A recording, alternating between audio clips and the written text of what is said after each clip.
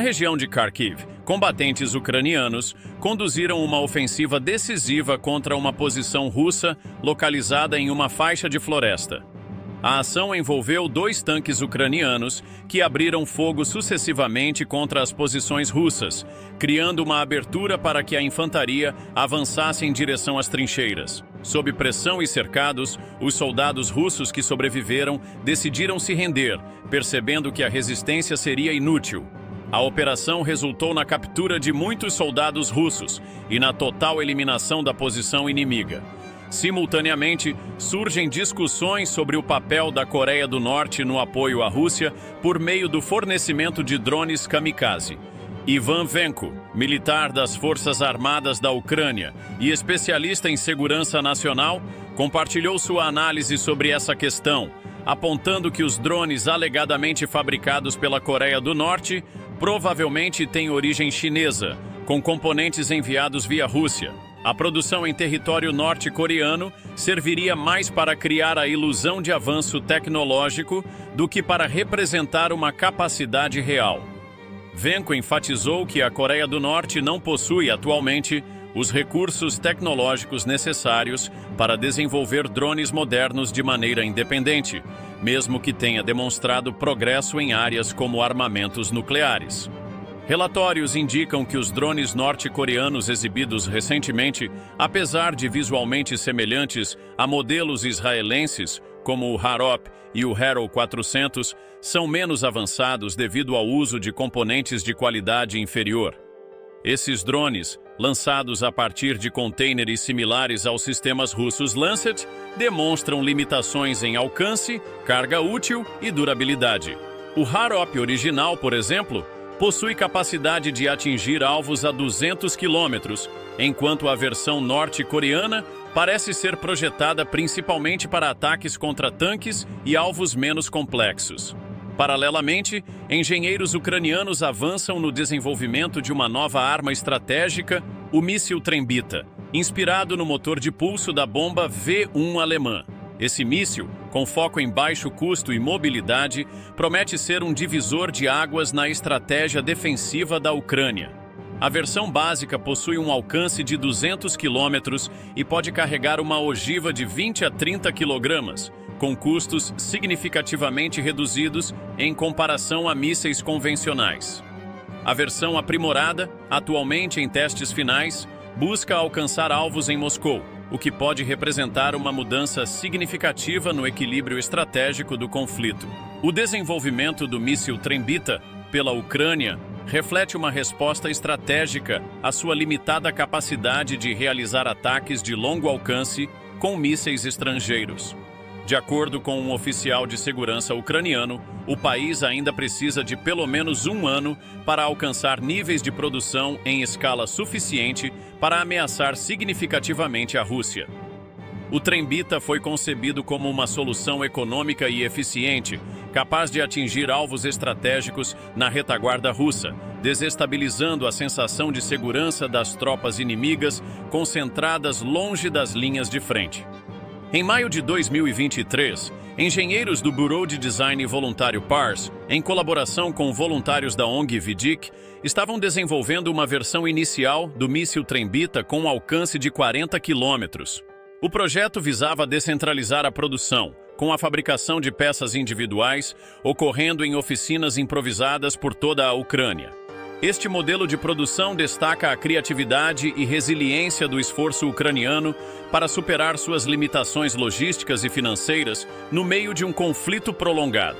Enquanto a Ucrânia trabalha para fortalecer sua capacidade ofensiva, a Rússia está lidando com reconfigurações estratégicas significativas. Após a queda do regime de Assad na Síria, Moscou iniciou uma retirada urgente de seus sistemas de defesa aérea, S-300 e S-400 do território sírio.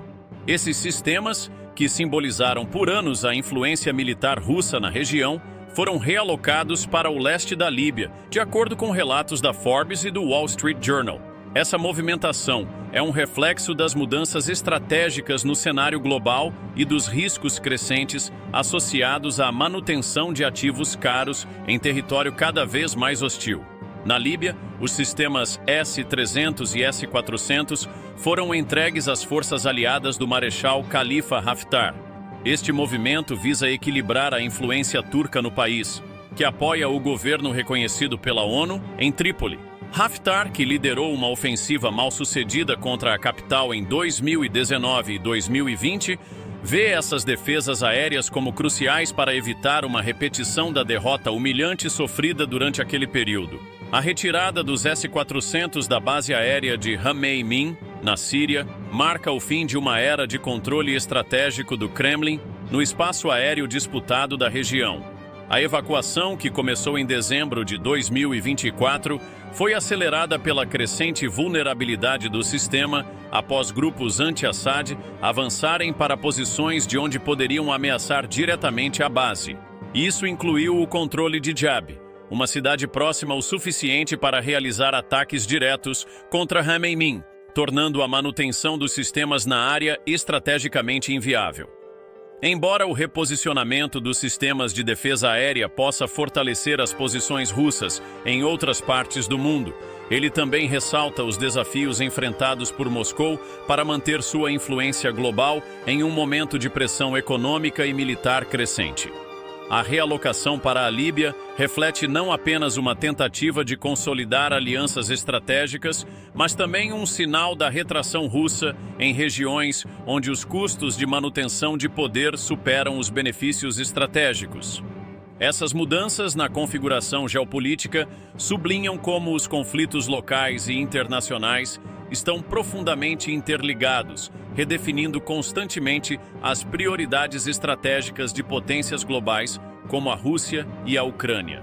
Enquanto isso, o suprimento russo de tanques T-80 está diminuindo e a fábrica Omsk Transmash, crucial para sua manutenção, pode precisar mudar suas operações em breve, de acordo com o pesquisador da ENT Jump.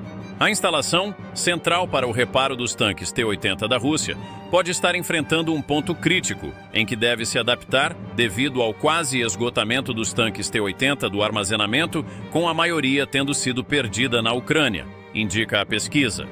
O analista militar e ex-oficial israelense Igal Levin avaliou esse desenvolvimento, observando que imagens de satélite recentes, de apenas 3 meses, sugerem que todos os tanques alinhados para reparos na fábrica já deveriam ter sido restaurados. No entanto, há uma notável ausência de novos tanques para reformar, de acordo com as descobertas de Jump.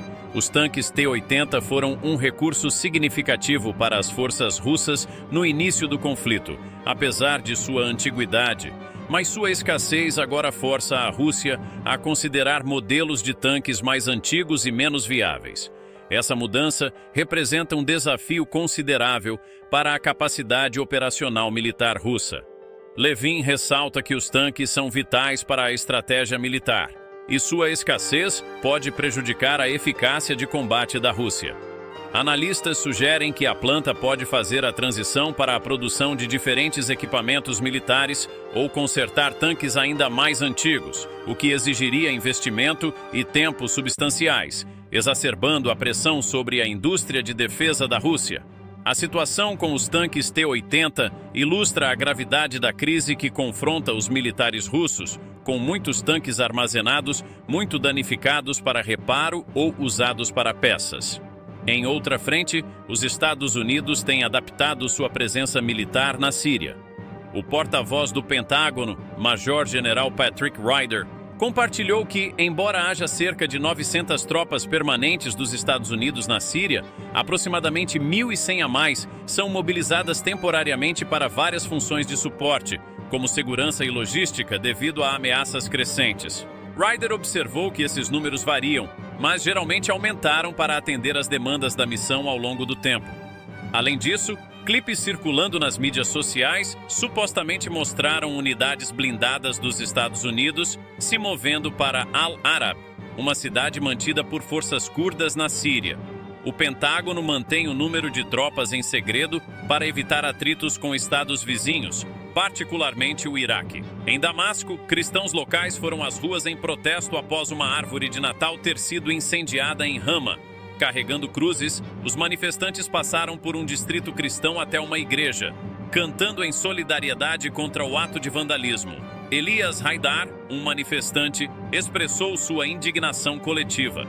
Apesar das promessas do HTS, anteriormente na vanguarda da campanha anti-Assad, de proteger minorias e liberdades religiosas, tais eventos continuam a agitar as tensões comunitárias.